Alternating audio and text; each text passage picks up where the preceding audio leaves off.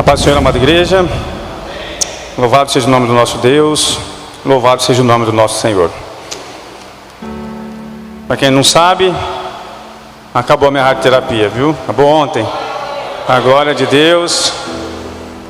E onde se esperava alguns sintomas, Deus cuidou de mim, foi misericordioso com a minha vida e me manteve de pé por esses 54 dias, né? Porque foram 30 dias, 33 rádios, 30 dias corridos, 33 dias corridos. Úteis, né? Desculpa. Queria quando a igreja abrir a sua Bíblia, lá em Oséias, capítulo 10. Vamos estar lendo o capítulo inteiro, né? Oséias, capítulo 10. Do 1 até o 15, né? Amém? Amados, vou falar um pouco mais desacelerado, né? Deus tem me ensinado nesses dias a desacelerar, para que vocês possam estar entendendo, porque a minha dicção ainda está um pouco comprometida. Amém? Mas é para a glória de Deus que estamos aqui, e é para Ele e por Ele são todas as coisas. A palavra de Deus diz assim: o povo de Israel é como uma parreira cheia de uvas.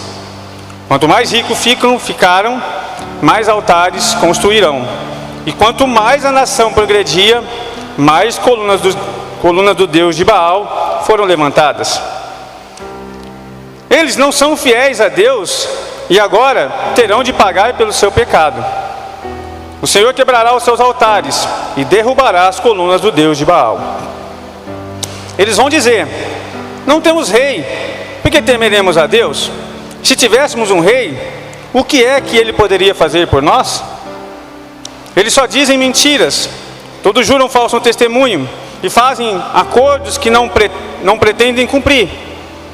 E aquilo que chamam de justiça, tão perigoso como uma erva venenosa que cresce num campo arado.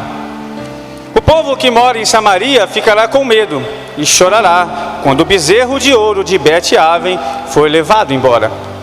Os sacerdotes pagãos ficarão desesperados ao perderem esse ídolo que era a sua glória, pois será levado para a Síria como presente para um grande imperador, e o povo de Israel ficará com vergonha dos conselhos que seguiu. O rei de Israel será levado embora como um cisco que é carregado pela correnteza. Os altares dos montes de Aven, onde o povo adora ídolos, serão destruídos e ficarão cobertos de mato e de espinho. O povo dirá às montanhas: caiam em cima de nós, e aos montes: caiam em cima de nós. Versículo 9. O Senhor Deus diz: desde o tempo em que pecou em Gibeá, o povo de Israel não tem parado de pecar. E por isso em Gibeá a guerra alcançará essa gente perversa. Eu os atacarei e castigarei. Nações se ajuntarão contra eles quando eu os castigar por causa dos seus muitos pecados. Israel era como uma bezerra mansa que gostava de pisar o trigo para tirar a casca. Coloquei uma canga no seu belo pescoço para que ele puxasse o arado. Vou usar Judá e Israel para trabalharem na lavoura. E eu lhes disse: preparem os campos para a lavoura, semeiem a justiça e colham bênçãos que o amor produzirá, pois já é tempo de vocês voltarem para mim, o Senhor, e eu farei chover sobre vocês a chuva da salvação. Mas em vez disso, vocês plantaram maldade, colheram injustiça e comeram frutos de mentira. Vocês confiaram nos seus carros de guerra e no grande número de seus soldados, e por isso a guerra chegará até vocês, e as suas fortalezas serão destruídas. Acontecerá com vocês o mesmo que aconteceu quando o rei Salmã fez guerra contra Bet-Arbel. Ele arrasou a cidade e despedaçou as mulheres e seus filhos. E é isso que acontecerá com o povo de Israel, por causa da sua grande maldade. E quando o sol nascer, o rei de Israel morrerá. Amém? Mas que por si só essa leitura já devia nos chocar, não é verdade? Mas o centro dessa ministração está lá no versículo 12. E eu lhes disse: preparem os campos para a lavoura, semeiem a justiça e colham as bênçãos que o amor produzirá, pois já é tempo de vocês se voltarem para mim, o Senhor, e eu farei chover sobre vocês a chuva da salvação. Amém? Curva a tua cabeça, fecha teus olhos. Pai, nós louvamos, agradecemos ao Senhor. Estamos aqui diante do Senhor, meu Pai, porque carecemos, santo e poderoso Deus, da tua guarida. Carecemos imensamente, Senhor, da tua graça e da tua misericórdia, Senhor. E Pai, o único refrigério que nós temos nesse mundo tão caótico, nesse mundo de desavença, nesse mundo de incertezas, nesse mundo de promiscuidade, nesse mundo de vaidade, Senhor, o único lugar que nós encontramos refrigério é na tua palavra. Que teu Espírito Santo possa nos mover, nos conduzir, e que nós possamos ser aperfeiçoados cada vez mais na tua palavra, porque somente a tua palavra vai nos libertar de todo o mal que intentas dentro de nós. Somente a tua palavra vai nos purificar e vai nos santificar. E é por isso que desde já nós agradecemos e bendizemos o teu nome, em nome de Jesus. Amém. Glória a Deus. Irmão, esse livro de Oséias,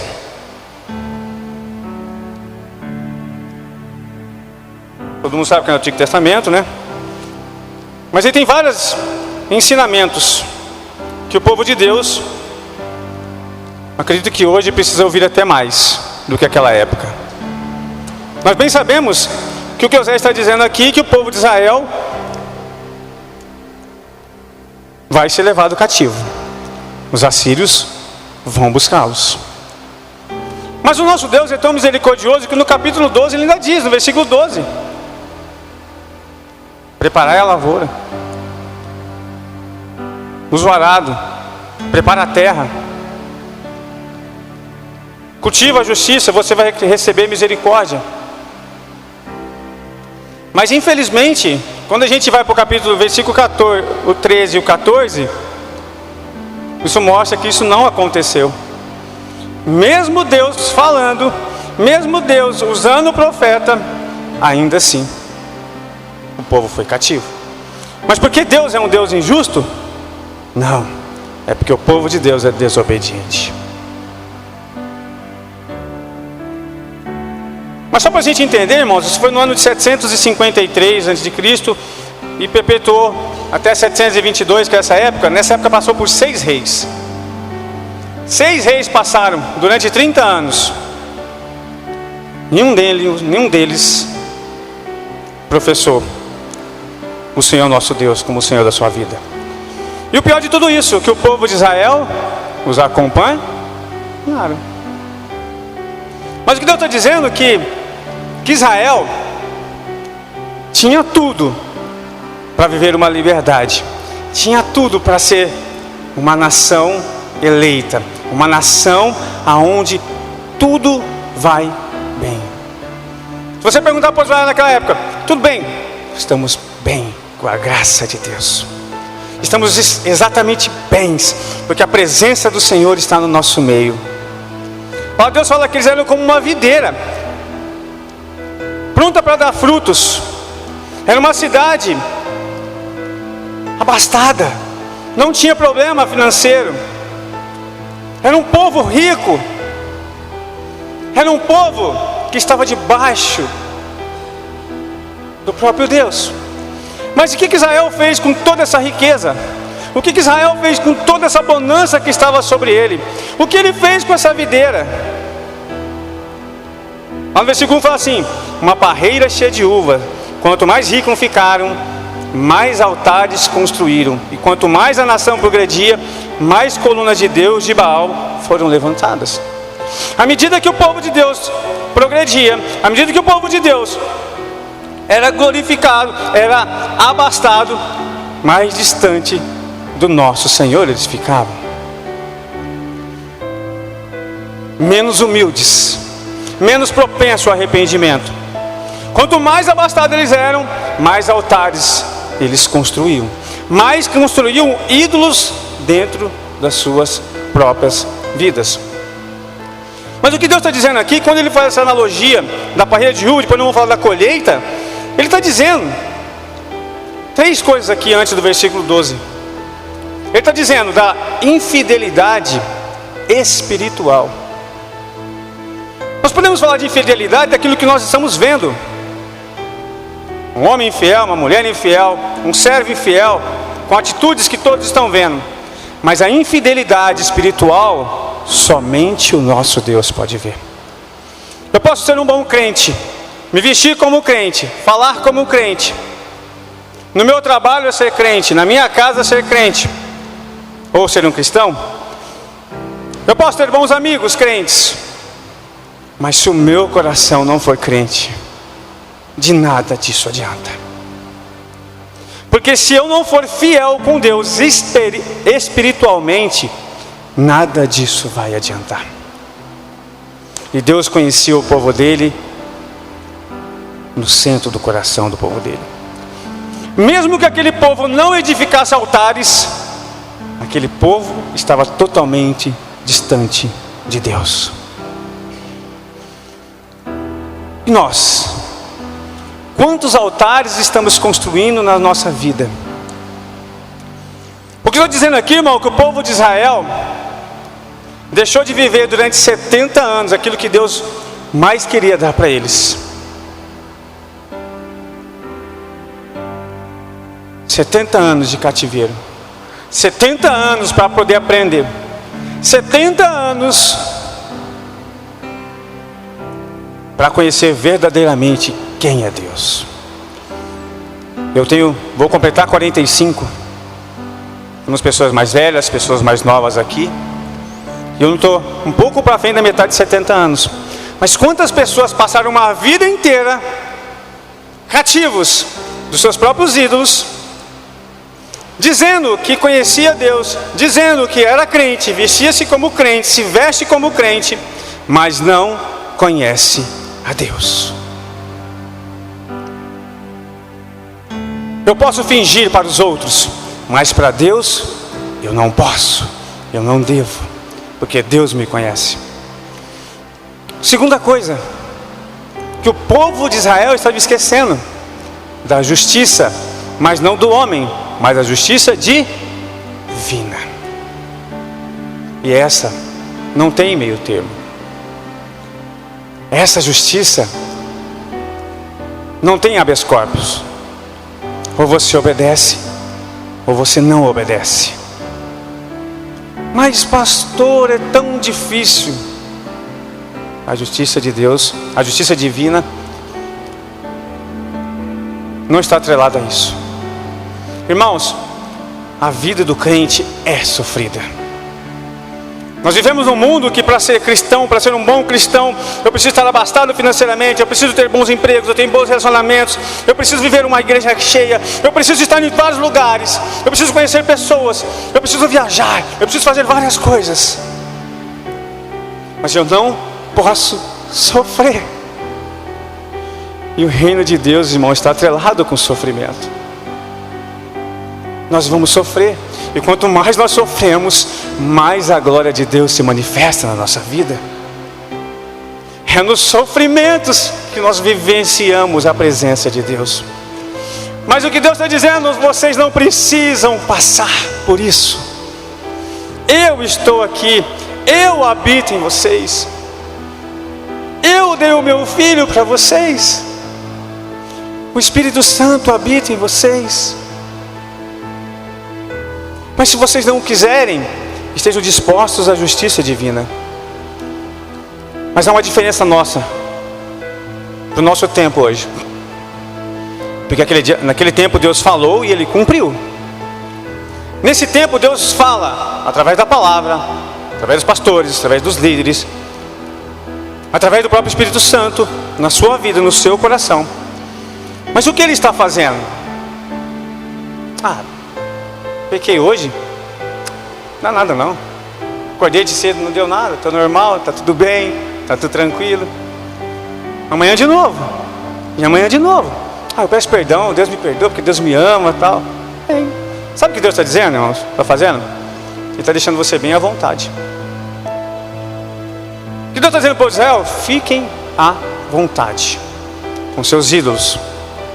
Fiquem à vontade com seus pecados domésticos. porque o juízo virá. Então, irmãos, talvez o que nós precisamos mais nos assustar é que Deus está nos deixando bem à vontade. E isso é perigoso. Nós estamos achando que Deus não vai estabelecer a justiça dele. O amor já foi estabelecido através de Cristo, mas a justiça virá. Segunda coisa, irmãos, que é o resultado da justiça de Deus: a inevitável colheita da consequência do pecado.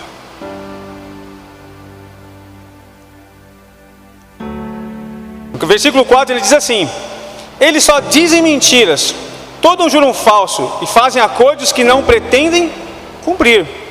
E aquilo que chamam de justiça é tão perigoso como a erva venenosa que cresce no campo arado. Sabe o que ele está dizendo aqui, irmãos? Que mesmo que eles queiram cultivar, mesmo que eles estão ali cultivando, permitindo-se cultivar, a única coisa que está nascendo ali é o resultado do pecado deles. É o resultado, é a consequência inevitável da colheita. Se eu estou plantando discórdia, o que eu vou colher? Discórdia. Se eu estou plantando desobediência, o que eu vou colher? Desobediência. Mas o que Deus está chamando a atenção aqui é que o fruto que eles mesmos estão produzindo é pior que uma erva venenosa. O Espírito Santo nos faz uma pergunta, irmãos: quais são os frutos que nós estamos dando? São frutos bons ou frutos venenosos? Alguém tem coragem de comer uma fruta venenosa aqui? Quais são os frutos que nós estamos dando? Quais são os frutos?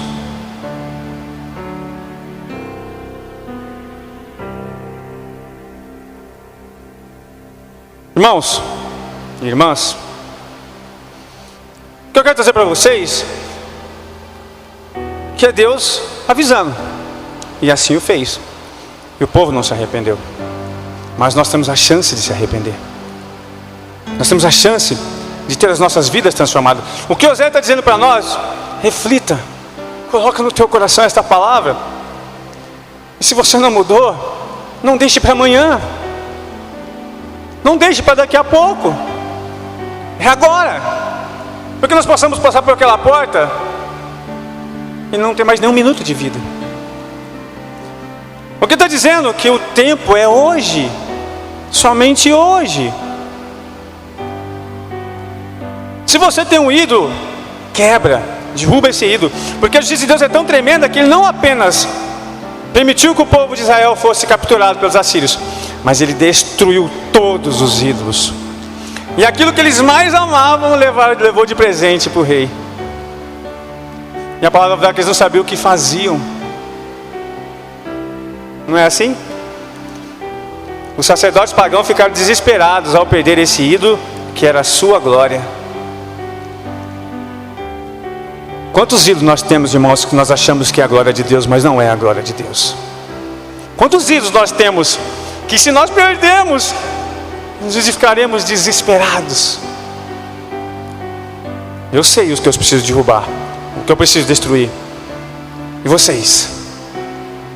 O que o povo de Deus precisa destruir para não ficar desesperado? Irmãos, nós vivemos uma geração de crentes, cristãos desesperados. Era para ser assim, irmãos? Não, porque a vida é difícil, a vida do cristão é difícil, a vida do crente é difícil. A vida do cristão tem lutas, tem batalhas, tem doença, tem enfermidade, tem morte. Se eu sei que tem tudo isso, há motivo de se desesperar? Mas se desesperam aqueles no qual o Senhor não são os seus ídolos. O Senhor não é exclusividade, irmãos. Famílias estão desesperadas porque o Senhor, nosso Deus, não é prioridade nas suas casas. O Senhor, nosso Deus, não é prioridade no seu trabalho. Você se submete a fazer coisas que envergonham o reino de Deus, porque você ficaria desesperado se ficasse desempregado. Mas até então, irmãos, Deus está falando. E olha a sentença de Deus. Ele fala: Israel era como uma novilha nova, bonita, perfeita, escolhida a dedo. Ele pega essa novilha, imagina, vai lá e coloca uma pastagem extremamente verde, extremamente abençoada, extremamente vitaminada. Ele coloca essa novilha para pastar nisso aí. E o que essa novilha faz? Ela deixa de ser a novilha. Ela começa a se tornar uma escrava dos seus próprios pecados. Uma escrava dos seus próprios ídolos. Porque o ídolo, o que ele quer para ele? Ele quer te escravizar.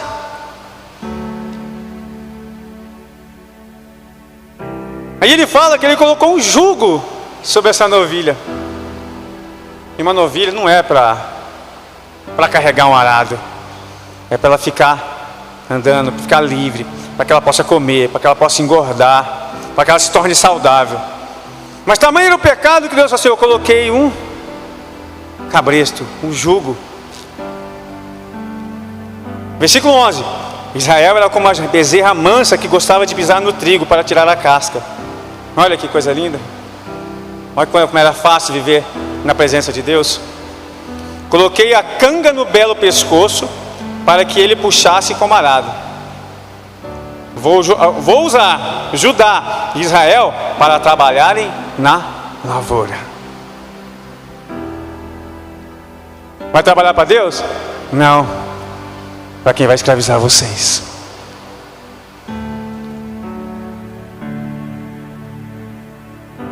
Meus pais são baianos. Vocês já viram carro de boi? Carrinho de boi, né? Geralmente a maioria dos carrinhos de boi são traçados com 2 bois, né? Então, quando ele fala jugo, é essa questão, né? O que é colocado sobre eles para poder puxar a carroça. Mas eu posso pôr um boi e um cavalo do lado? Sim ou não? Não, por quê? São forças diferentes. Não vai dar certo. Não vai conseguir puxar. Posso pôr um cavalo e um jumento do lado? Também não. São forças diferentes. Não vai dar certo. Mas Deus submeteu o povo de Israel a viver no meio dos seus próprios ídolos. Agora você vai viver no meio deles.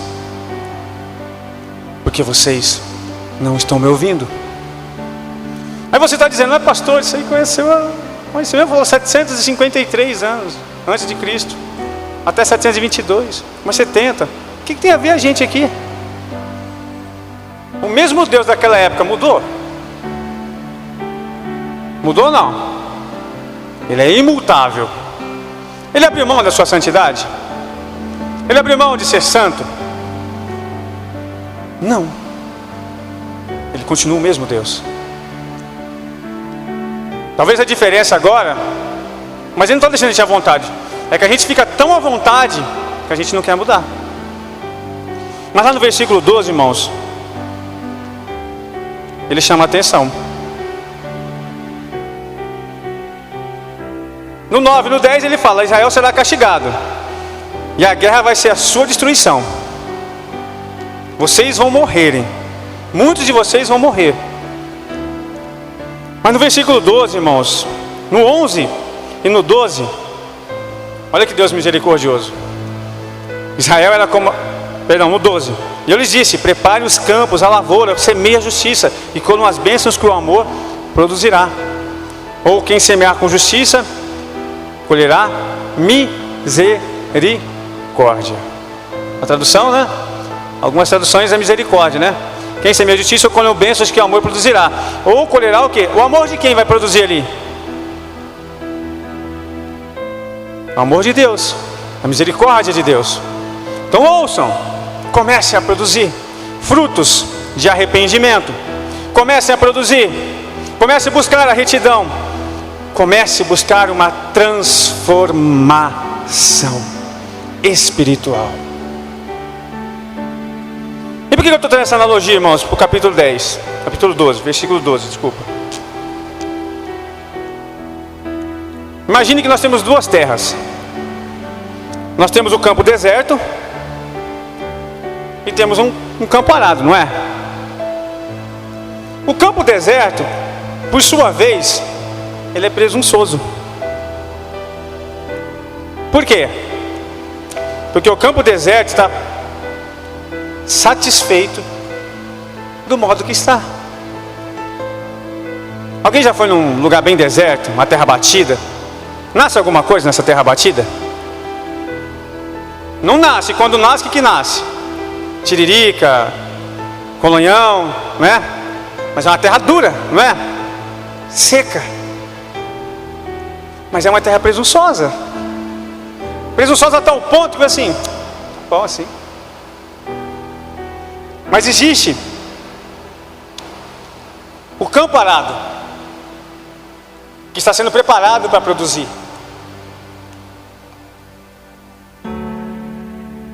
Mas ele não está tão satisfeito. Porque para você arar uma terra, o que você precisa fazer com a terra? Se você não tiver um arado, você tem que bater com a enxada. Você tem que rasgar essa terra com a enxada. Você tem que vituperar essa terra. Não é assim? Tem que rasgar. Se ela sentisse dor, não vai ser doído? Imagina uma enxada batendo numa terra seca. E você está ali batendo, porque você quer revirar essa terra. Ou imagina um disco de arado. Alguém já viu o fazendeiro trabalhar com disco de arado? Como é que o fazendeiro faz? Ele vai devagarinho? Como é que ele faz? Ou vai com o trator, ou com quem estiver puxando uma criação, e vai rasgando. E bate o disco, e bate a enxada, e faz barulho. Vai deixar aquela terra que se permitiu ser arada ficar extremamente desconfortável. O que eu estou dizendo para vocês, irmãos, que existe o crente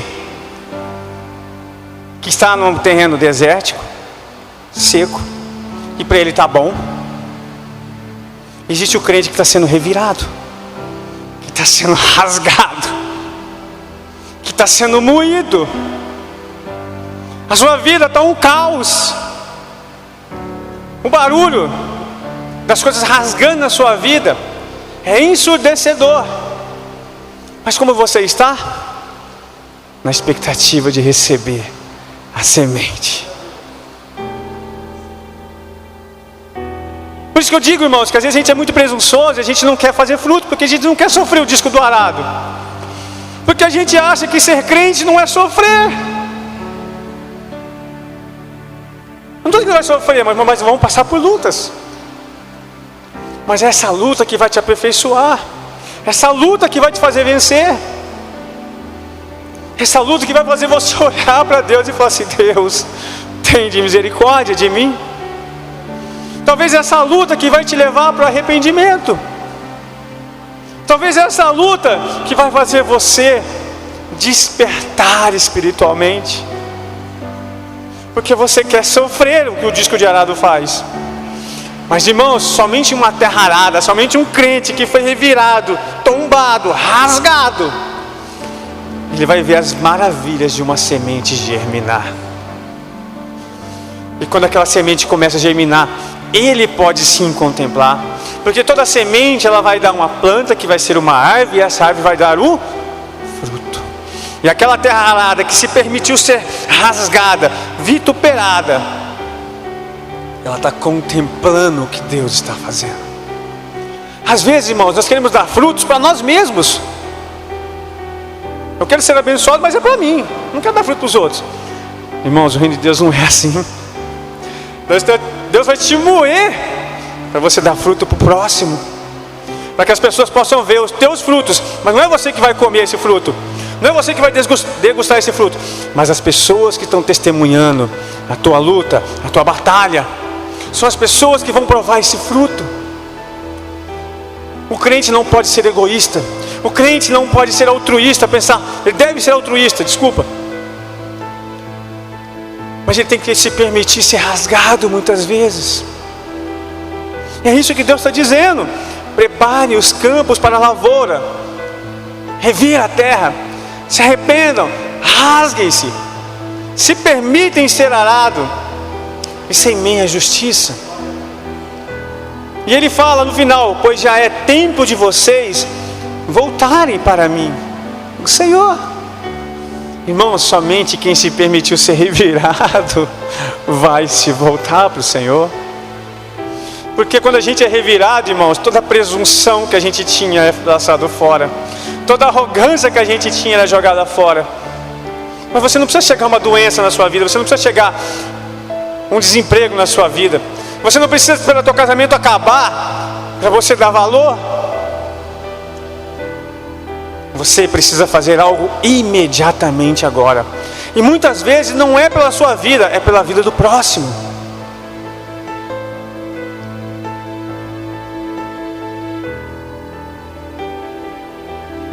Oséias capítulo 4, versículo 1. Vou abrir para vocês aqui rapidinho. 4, versículo 1.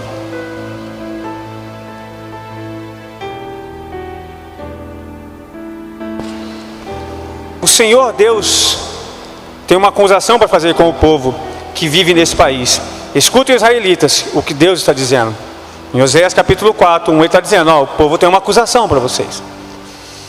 E o Espírito Santo está falando com você. E aí? Vai continuar? Vai continuar essa terra deserta? Vai continuar essa terra presunçosa? Que não quer receber o arado? Que não quer... Irmãos, quando eu falo sofrimento, muitas vezes nós estamos achando que é um sofrimento de dor e tal. Não, irmãos. A gente se doar pelo próximo. Eu tive a chance, irmãos, de alguns irmãos que aqui estão, o Nilson, o pastor Anísio, os que deram a sua vida pela minha vida. Mas por que deu a sua vida pela sua vida? Porque eles dedicaram o seu tempo. E tempo é vida. E quando você dedica o seu tempo para o próximo, você está doando a sua vida para o próximo. Porque tempo é vida. Irmãos, irmãs, toda a igreja que orou, não para vocês, mas para mim, para que eu pudesse ser salvo. É isso que Deus espera da gente, irmãos. É isso que Deus quer da gente. E lá em Oséias capítulo 6, versículo 3, diz assim: vamos nos dedicar mais e mais ao Senhor. Tão certo como nasce o sol, Ele virá nos ajudar. Virá tão certamente como vem a chuva na primavera, que rega a terra. Ele está dizendo assim, ó: se permita ser rasgado. Se permita muitas vezes ser vituperado. Se dedique ao próximo. Vai doer, vai ter problema. Você vai ter insatisfação, você vai ter ira, você vai ter raiva. Mas entenda que Deus, que a chuva da primavera vai chegar na sua vida. E o final do versículo 12, ele fala assim, ó: e eu farei chover sobre vocês uma chuva da salvação. Versículo 12. Vai lá para nós, Letícia, por favor. 10, 12. Ao final: pois já é tempo de vocês se voltarem para mim, o Senhor, e eu farei chover sobre vocês a chuva da salvação. Quem aqui quer a chuva da salvação? Todos nós queremos. O Davi quer, ó. Não é, Davi? Esse tem certeza que ele quer. Nós temos que ser como o Davi, irmãos. Eu quero. Eu preciso. O que eu estou dizendo para vocês, irmão, que a palavra está dizendo assim, que as pessoas precisaram passar 70 anos para entender isso. 70 anos é uma vida. Muitos de nós sequer entendemos isso. E talvez não vamos ter mais 70 anos para poder entender isso. É isso que Deus quer de nós.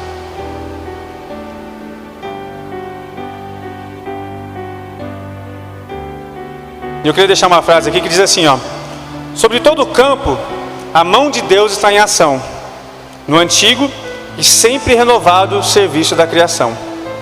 Novas coisas nascem para crescer, amadurecer e consumar a grande profecia latente da semente. Qual que é a profecia da semente? Germinar, crescer e dar frutos. E ser o quê? Consumida. A profecia latente da semente. Quando ela penetrou no solo, as maravilhas da natureza seguem o arado. Quando ela penetrar no solo, as maravilhas da natureza vão seguir o arado. O que ele está dizendo?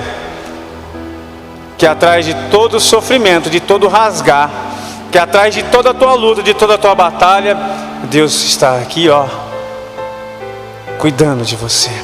Ela segue o arado. As bênçãos do Senhor seguem a tua luta. Mas pastor, está muito difícil. É muita luta, é muito desespero. Amém. Glorifique a Deus, porque ao final da sua luta Deus vai te semear. Deus vai te fazer frutificar. E você vai olhar ao ponto de não pedir mais nada para Deus, apenas contemplar o que Deus está fazendo. Eu precisei contar a história de Israel, irmãos, para nós entendermos que nós temos esse Deus que é o mesmo ainda, que está dizendo: é tempo de semear, é tempo de se permitir ser rasgado, porque vai chegar, esse tempo vai passar. Eu tive que aprender isso, irmãos. Eu precisei vivenciar tudo isso. E muitos de nós aqui estamos vivenciando. Mas uma coisa eu ganhei com isso, irmãos. Eu glorifico a Deus por todos os dias que eu tive que deitar naquela maca, vestir uma máscara totalmente desconfortável, que ao final de cada sessão Deus estava comigo. Ao sair de cada sessão, Deus estava comigo. Eu estou dizendo a minha luta. Qual é a tua luta? Vocês lutaram bastante hoje, mas ao deitar na sua cama, tenha certeza que Deus está contigo. Porque se você chegar ao ponto de poder dobrar o seu joelho no chão e agradecer a Deus, quero te dizer uma coisa: você venceu mais uma batalha dessa luta. E amanhã nós vamos começar mais uma nova luta. E depois mais uma luta. Mas, meus irmãos, é melhor viver lutas e tribulações, mas ter a certeza da salvação. Ter a certeza que a nossa obediência não vai ser em vão. E não é nem questão da obediência. Obedecer a Deus é um pré-requisito, é um requisito. Mas a fidelidade espiritual é muito maior. Não falar, não fazer, mas ser cristão. Ser um crente verdadeiro. Um crente que olha para os céus e consegue contemplar a glória de Deus. Assim como Estevão, que estava sendo apedrejado. Irmãos, Estevão teve uma visão que muitos poucos tiveram. De olhar para o céu e rever a glória de Deus. Será que nós vamos ter essa glória? Amém? Vamos nos colocar de pé. Eu quero convidar a igreja a orar e a interceder a sua vida. Amém? Pai, nós te louvamos e agradecemos ao Senhor. Nós sabemos, Senhor, que esta palavra não é uma palavra para nos... É uma palavra sim, para nos causar desconforto, para nos tirar da zona de conforto. É uma palavra que vai nos olhar para dentro de cada um de nós. E é por isso que aqui ninguém precisa saber. Somente quem verdadeiramente ouviu a tua palavra, que entendeu a tua palavra, entendeu que é necessário não ser apenas mais um deserto presunçoso, mas ser uma terra bem arada, uma terra que está preparada para ser cultivada, uma terra que está preparada para receber a semente. Mas muitas vezes, Senhor, esse preparo vai nos causar dor, vai nos causar angústia, vai nos causar incerteza, vai nos gerar bastante desconforto, Senhor. Mas, Pai, o Senhor mesmo está dizendo que ao final de cada luta, a tua glória vai se derramar sobre as nossas vidas. Porque o Senhor está dizendo que mais em dias plantarão a maldade. O Senhor está dizendo que farei chover sobre vós a chuva da salvação. E somente a terra arada, tombada, pode absorver o que Deus vai derramar. Porque uma terra seca, desértica, ela deixa as bênçãos escorrer. Ela não absorve nada do que Deus está derramando na sua vida. somente uma terra tombada, rasgada, humilhada muitas vezes assustada por tudo que está acontecendo. Mas é uma terra que, quando Deus mandar a sua chuva, vai absorver toda ela, não vai deixar escorrer nada, porque a chuva vai ser na sua vida. E é por isso, Santo e poderoso Deus, que nós te louvamos e te agradecemos, porque essa palavra vem nos trazer o refrigério da tua salvação. Nos perdoa, Senhor, se muitas vezes somos presunçosos, muitas vezes nos falta humildade para reconhecer isso. Muitas vezes nosso coração está muito soberbo. Ou, Pai, estamos desesperados porque podemos perder os nossos ídolos e nada podemos fazer. Mas estamos aqui para te servir, para te bendizer, para te glorificar, para te exaltar. Nós amamos o Senhor não porque o Senhor é o nosso ídolo. O Senhor é o nosso Deus, porque nada e não há outro como Tu. E mais uma vez, Senhor, o Senhor nos abençoou com a Tua palavra e está nos dizendo: ainda tem uma chance. Oh, glória a Deus. Talvez eu entrei aqui nesta casa e pensando em desistir, mas essa palavra quer dizer para nós: eu estou te dando uma chance de viver a plenitude do meu reino, a plenitude da minha glória, no nome santo de Jesus Cristo. Amém. Glória a Deus. Louvado seja o nome do nosso Deus. Louvado seja o nome do Senhor. Glorificado seja o teu santo.